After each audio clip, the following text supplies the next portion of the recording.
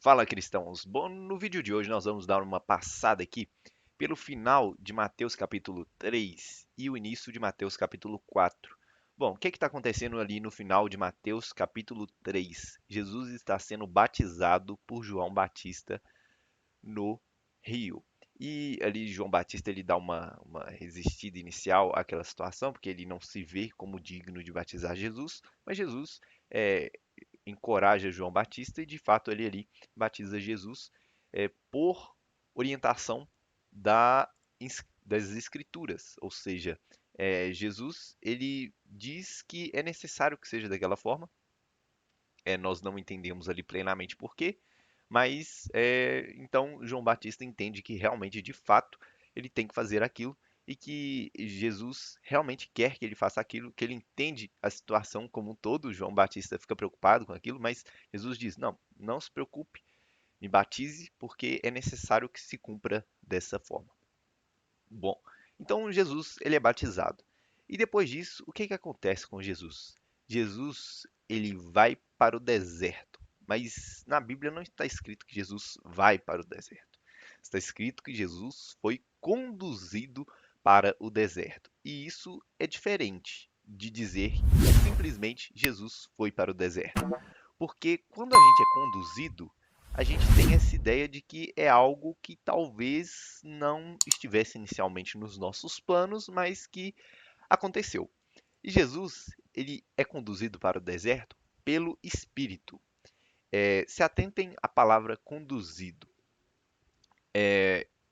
E na passagem está escrito exatamente assim: Então foi conduzido Jesus ao deserto pelo Espírito para ser tentado pelo diabo. Imagine só, se um amigo seu te diz o seguinte: olha só, vem comigo que eu vou te levar em um lugar em que você vai ser tentado pelo diabo. Você vai falar: cruz credo, tá amarrado, sai fora, não vou com você nada. Porque você ia julgar que um amigo desses não quer o seu bem, um amigo desses está te levando para o buraco.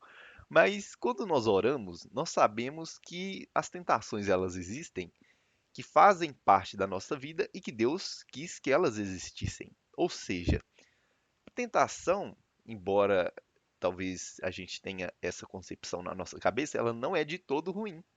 Na verdade, as tentações, elas são boas porque senão elas não existiriam. Ou seja, alguma coisa de bom Deus tira das tentações. Se Deus não pudesse tirar nada de bom das tentações, elas não existiriam.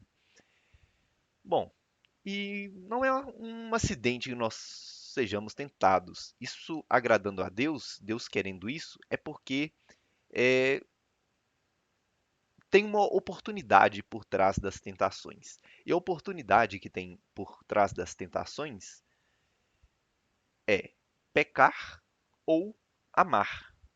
E exatamente por essa visão do amar que Deus permite as tentações. Quando nós somos tentados, Deus espera de nós amor. Deus espera que a gente renuncie àquilo que está sendo proposto para que a gente o ame de livre e espontânea vontade. Um paralelo que a gente pode fazer com relação a isso é o namoro. Uma das coisas mais legais quando a gente namora é a gente saber que a pessoa que está ao nosso lado escolheu nos amar e continua escolhendo diariamente. Durante o namoro, por várias vezes, a gente fica feliz quando um escolhe amar o outro, até em coisas pequenas do dia a dia. É muito bom quando você dá liberdade para a pessoa e ela escolhe abrir mão das vontades dela para te amar, para não fazer algo que vai te magoar. Como, por exemplo, você dá liberdade da sua namorada ou namorado ir para festas. Mas ele então diz: Olha só, me deu liberdade para ir para festas, mas eu não vou porque é, isso talvez magoaria ela ou ele, apesar de que ele nunca me proibiu de fazer isso. Então, acho que eu não vou fazer porque eu amo a ele, eu amo a ela, então eu vou abrir mão de ir a uma festa porque eu gosto muito dele ou dela, e se fosse o contrário, eu não gostaria que ele fizesse isso, ou ela fizesse isso. Isso é um ato de amor. E o ato de amor, ele tem que ser algo espontâneo. Porque é muito ruim quando a gente tem que ficar o tempo todo cobrando esse tipo de coisa. Por exemplo, é seu aniversário, E eu não sei você, mas eu me sentiria extremamente desconfortável se eu tivesse que cobrar as pessoas de me darem presentes no meu aniversário, ou então de me parabenizarem no meu aniversário. Porque a gente espera que seja algo livre, algo espontâneo, algo que de fato parta da pessoa que está tendo essa atitude. Ser amado é muito mais prazeroso quando a pessoa tem a escolha de não te amar. Quando ela tem a opção de vacilar, quando ela tem a opção de não se sacrificar, de não se importar, mas mesmo assim ela faz tudo isso. Seguindo essa lógica, é por isso que na oração do Pai Nosso nós não pedimos para Deus nos livrar das tentações. Estaríamos pedindo, se fizéssemos isso, para Deus nos livrar de momentos em que nós pudéssemos demonstrar amor a Ele. E se pararmos para pensar, é como em um jogo, né? Vem um monstro, se você mata ele, você fica mais forte. E se você perde para ele, você vai recomeçar e vai perder aquele poder que você tinha. E a gente pode fazer esse paralelo com a tentação. Vem a tentação, se você vence ela, você cresce no seu amor para com Deus. Você fica mais fortalecido. Mas se você ceder, você regride, você perde o seu estado de graça. Por isso, a tentação, ela é muito interessante. E Deus quis que a tentação acontecesse justamente porque é uma oportunidade de nós amarmos a Deus livremente. E a questão é o seguinte também: a tentação, ela vai acontecer de qualquer jeito. Foi assim que o jogo da vida foi feito. Agora então, vamos aprender como que o homem que zerou o jogo da vida fazia para vencer a tentação. Bom, dando sequência nos acontecimentos, nós percebemos que Jesus estava em um deserto. Aplicando em nossa vida, nós podemos entender como um momento de aridez, de vazio, de monotonia, de tédio, mas também pode ser um momento de calor, de emoção, de desespero, um deserto. Nesse momento, o texto ele nos revela que Jesus jejuou 40 dias e 40 noites. Também é dito que Jesus teve fome depois disso. Provavelmente ele teve fome antes, mas o texto destaca esse momento de fome porque foi nele que o diabo viu uma brecha para tentar Jesus. O diabo, ele sabe que Jesus não cai em tentação, mas é como se o próprio diabo fosse tentado a tentar Jesus, mesmo sabendo que Jesus não cai em tentações. Toda tentação, é interessante a gente pensar nisso e preste muita atenção nisso que eu vou dizer. Toda tentação, ela vem como uma proposta para preencher algo que nos falta. Vou repetir. Toda tentação, ela vem como uma proposta para preencher algo que nos falta. E com Jesus não foi diferente. O diabo, que está sempre à espreita, viu que ele estava jejuando há muito tempo, esperou ficar bem tensa a fome dele, esperou dar 40 dias e ele falou consigo mesmo: ó, vamos esperar, não, vamos esperar mais um pouco, vamos esperar, pronto. Agora eu acho que ele já está no ponto certo e talvez agora ele vai ceder, porque já tem 40 dias que ele está com fome, então vamos lá. Então o diabo chega até Jesus. E o diabo diz o seguinte: olha, se tu és o filho de Deus, manda que essas pedras se tornem em pães. E Jesus estava treinado, Jesus é Deus. E ele estava extremamente pronto para esse tipo de situação. Na verdade, esse tempo que ele estava no deserto, ele também estava treinando. Ele sabia as respostas para todas as questões. Quando o diabo vem e diz para ele transformar as pedras em pães, ele já tinha passado por situações ali no deserto, como essa em que ele poderia transformar algo penoso em algo leve, mas acabou que ele não fez.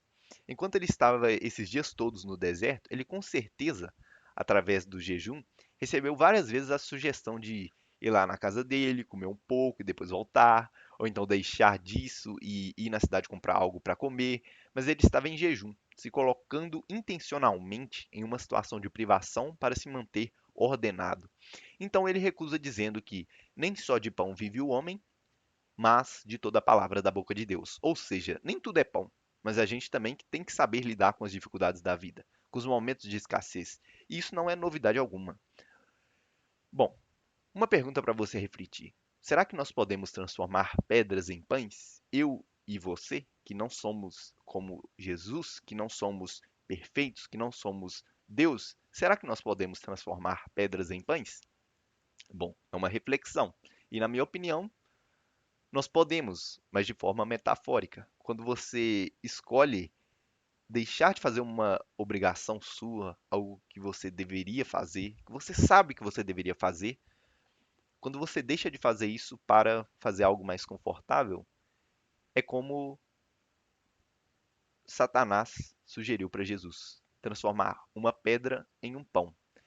Bom, mas Satanás, ele não desiste fácil. Ele não desiste, ele insiste.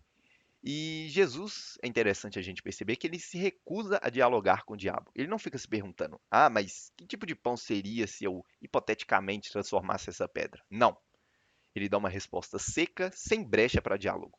Quando a gente fica dialogando, inclusive, isso é uma dica muito importante. Quando a gente fica dialogando, o nosso corpo ele se altera. Quem nunca, por exemplo, ali em um momento de distração, ficava se pegando, ah, mas será que eu não posso sentir raiva nunca? Aquela situação que aconteceu dessa forma, eh, se acontecesse dessa outra, talvez eu poderia reagir de forma mais enérgica, né? Pensando bem. Acho que se ele fizesse isso, talvez seria até justo eu agredir aquela pessoa. E você pensando isso, o seu corpo, ele vai se alterando também. E quando nós paramos nessa situação de talvez refletir sobre algo do passado que a gente talvez queria tomar uma atitude mais enérgica, se você parar para prestar atenção, o seu corpo ele começa a se alterar, ele começa a ficar agitado, ele começa a querer ter uma atitude mais enérgica. Tem gente que até dá um soco no ar quando está tomando banho, pensando nessas situações. Mas a chave é a gente não dialogar, porque se a gente dialogar, o diabo ele é muito esperto. Ele é muito esperto, ele acaba pescando a gente pelo nosso corpo. Bom, mas continuando, o diabo ele insiste com Jesus. Ele leva Jesus até a cidade santa, coloca ele sobre o pináculo do templo e diz: Se tu és o filho de Deus, lança-te daqui abaixo, porque está escrito que aos teus anjos dará ordem ao seu respeito e tomar-te-ão nas mãos para que nunca tropeces com o teu pé em alguma pedra. E Jesus falou o está escrito, e o diabo já veio com algo parecido com a justificativa de Jesus para levá-lo a pecar. Jesus, quando o diabo oferece para ele transformar a pedra em pão, Jesus fala que nem só de pão vive o homem, mas de toda a palavra da boca de Deus. Então, na sequência, o diabo já vem com está escrito que dará ordem aos seus anjos, ou seja, pega algo que Jesus disse e usa contra o próprio Jesus para tentar levá-lo a pecar. Bom, mas Jesus, como eu já disse antes, estava preparado e com certeza nos momentos de jejum ele também recebeu sugestões para negociar, para dar uma cheiradinha ali no vinho, não é para tomar o vinho, quebrar o jejum, é só dar uma pegadinha ali no pão, cheirar o pão e depois deixa o pão lá e volta para o deserto. Não, mas Jesus estava preparado e mais uma vez ele disse não. Ele diz: Nós não devemos tentar a Deus. Tentar a Deus é o quê? Deus nos dá a capacidade para suportarmos todas as tentações do diabo. Aí a gente pensa: Ah, mas se eu fizer isso, eu ainda não vou estar pecando. Então eu posso fazer. Mas na verdade, a gente está colocando nós mesmos em uma situação que não era para a gente se colocar. A gente está buscando a tentação por nossa conta quando a gente pensa assim: ah, mas xingar os outros é pecado, mas dar uma palavra dura ali, talvez não seja. Então acho que eu posso fazer. Apesar de que não é a vontade de Deus, mas eu posso fazer porque não é pecado. Quando a gente fica negociando assim, a gente fica tentando a Deus, a gente fica buscando a tentação por nossa conta. E isso é tentar a Deus. É a gente se colocar em uma situação que não tinha necessidade, que Deus não queria, mas que a gente vai lá e se coloca porque a gente pensa assim: ah, mas não é pecado. É como se a gente fosse com um amigo para um lugar de forma gratuita ser tentado, igual eu falei no começo do vídeo. Bom, e por fim, o diabo, ele então apela. Ele diz assim: Olha, me adora que eu te dou todos os reinos do mundo. E Jesus, que era extremamente ligado ao Pai, sempre dependia do Pai para tudo, sabia que não se deve adorar outros deuses, mas que só em Deus todas as coisas cooperam para o nosso bem, mesmo quando as situações estão adversas. Bom, essa última parte é para finalizar, eu vou deixar para um segundo vídeo e vou finalizar por aqui. Já peço que você se inscreva no canal, não perca a parte 2 desse vídeo. Muito em breve eu vou estar lançando ela aqui também. E desejo a você que Deus abençoe a sua vida e até a próxima. Um grande abraço e fui!